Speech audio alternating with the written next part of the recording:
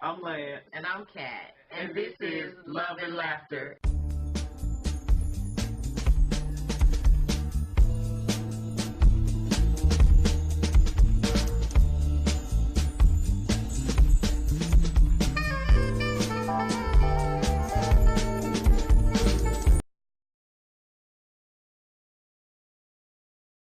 Birds flying high, you know how I feel.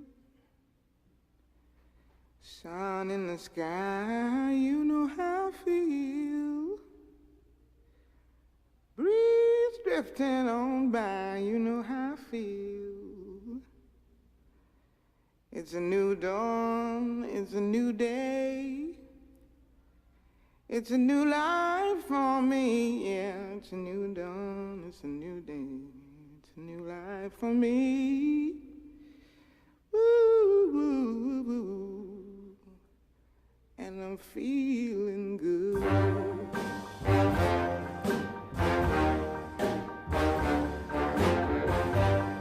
Fish in the sea, you know how I feel.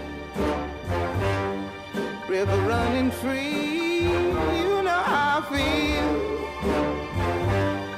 Blossom on the tree, you know how I feel. It's a new dawn, it's a new day, it's a new life. Oh, hi there.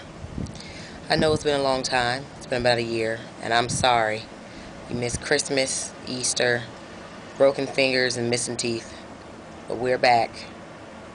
So, watch these few clips while I go get my hair together and get Lance and get Jada. And we are going to bring to you episode 3 of Love and Laughter.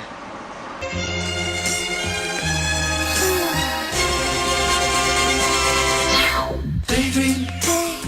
I fell asleep beneath the flowers. For a couple of hours. On a beautiful Merry Christmas! Merry Christmas! Merry Christmas! No, we start again. Merry Christmas! so tall.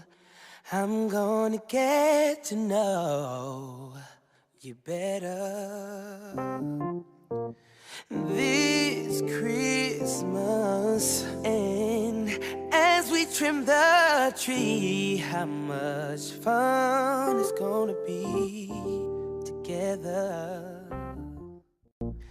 This Christmas, the fireside is blazing bright. Whoa, Oh my God. It's gonna be some stuff you're gonna see that's gonna make it hard to smile in the future. But through whatever you see, through all the rain and the pain, you gotta keep your sense of humor. You gotta be able to.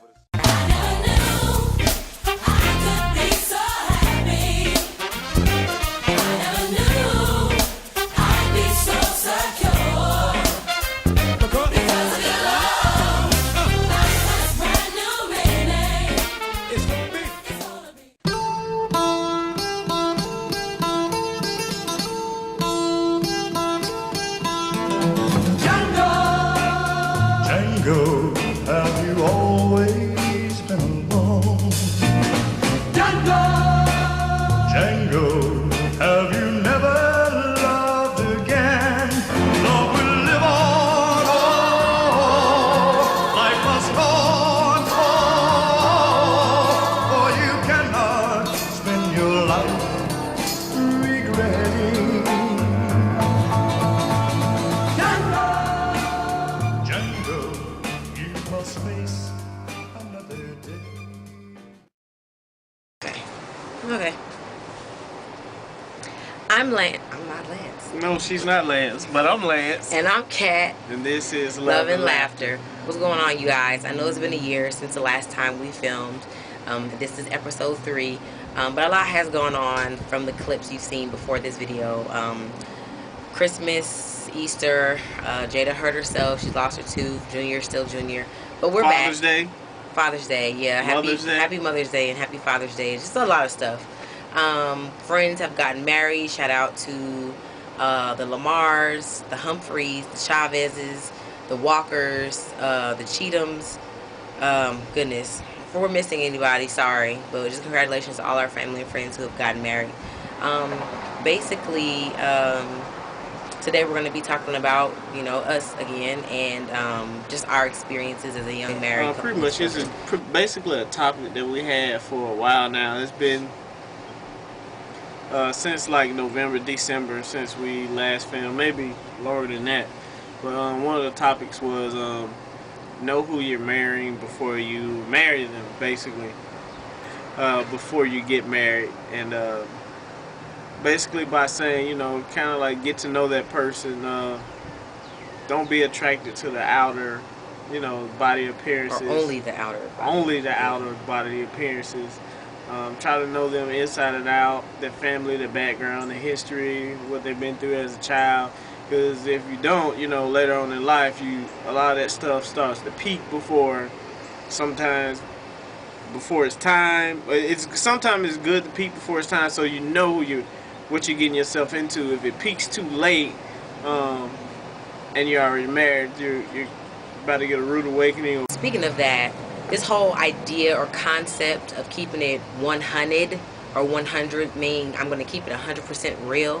A lot of people are not keeping 100% real. One of the biggest issues we are learning how to filter through and deal with is understanding what his strengths and weaknesses are and what my strengths and weaknesses are.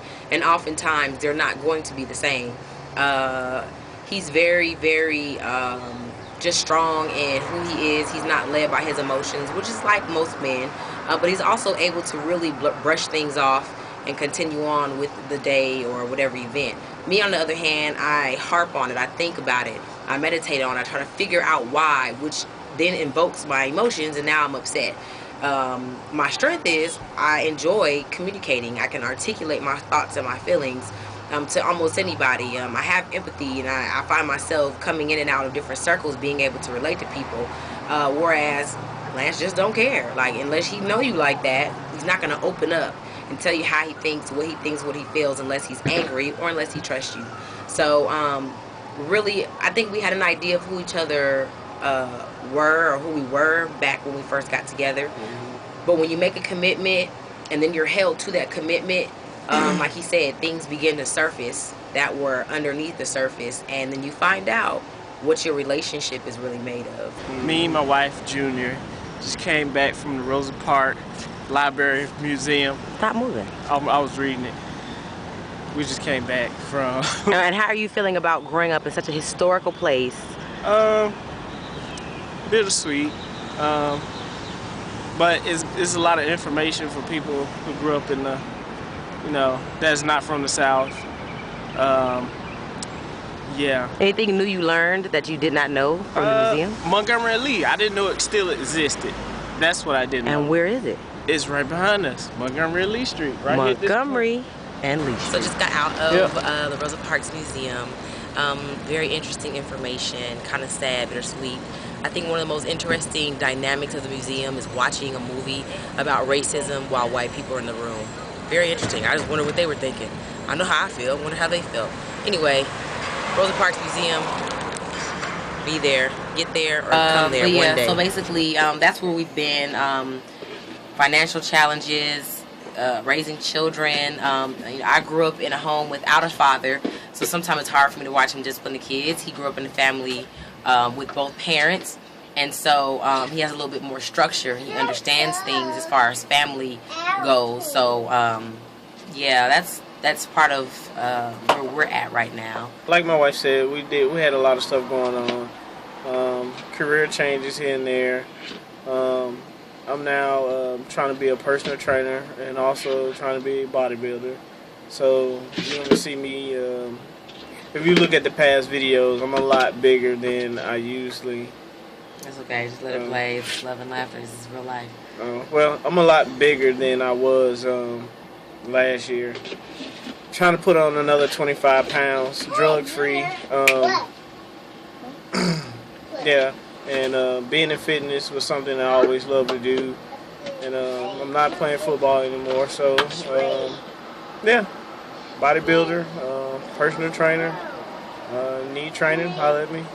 Other than that, my wife can't stop smiling, and Okay, so, and I think that's great because Lance formerly was working for a company and he wasn't completely happy. And just a little tidbit out there for people who are losing their jobs or being laid off. Sometimes it's actually for the better with where he is. And when you are married, and it comes to the head of the household, if the head of the household is not right and not together in any type of way, it's gonna trickle down through the rest of the family. And so I believe that now that he has found his niche, I'm able to support him in that, and I'm very happy. There's absolutely no jealousy because I don't care about people's fitness and if they're healthy or not. Like, I just don't care. But he does, and it's genuine. He has a great work ethic that comes from within. So just shout out to all the guys out there, whether you're married or not, or either the guys that have girlfriends or women that are looking for men. Like, if that dude doesn't have a focus or a plan about just where he wants to go, it doesn't have to be no 5-year plan. Just something small is going to affect you, because if you have a plan and you know what you want to do and he doesn't, sometimes that leaves space and room for jealousy and bitterness and just a complete miscommunication. You may say one thing like, hey, what you doing today? And he might hear, you ain't got no job, you ain't doing nothing with your life. And you like, dang, that's not even what I said. So yeah, and I'm still in school doing the same thing, trying to get my master's, trying to stay motivated. Yeah, so Guys, don't try to force it on your significant other. I love fitness. My wife, she's getting into it. She likes it a little bit, but I truly do love it. For example, I wanted to start training her the way I wanted to train, and wanted her to work out the way I wanted to work out, and I was trying to force it upon her. I found myself getting frustrated with something that I felt she could do, and she was telling me that she couldn't do it, and I found myself being very frustrated because, you know, I'm very passionate about working out, and after seeing that, I had to step back a little bit and watch, you know, just kind of step back and let her do her own thing. And I didn't want to be frustrated with her not coming to the gym or going to the gym and not working out as hard as I am. So I can't put the standards that I have for myself on her. So I had to back off a little bit. But with all that being said, don't try to force it on, you know, your significant other or whatever it might be. If it's going to the movies, getting massages, cooking or cooking breakfast, whatever it is, just don't try to force it. I agree. Same thing with myself. I can't force him to think or speak like me and always elaborate on everything like me and just have these long 3-hour conversations because that's just not who he is. And so basically we have found a small groove of meeting each other halfway. Is it uncomfortable? Absolutely. Is it frustrating? Absolutely. But when you go into a relationship knowing that there is no end, there is no over with, then it makes it a little bit more easier to just go ahead and have your fits and your fights, get it out your system, and then come back and say, okay, how can we fix this? So that's where Team Branchman has been.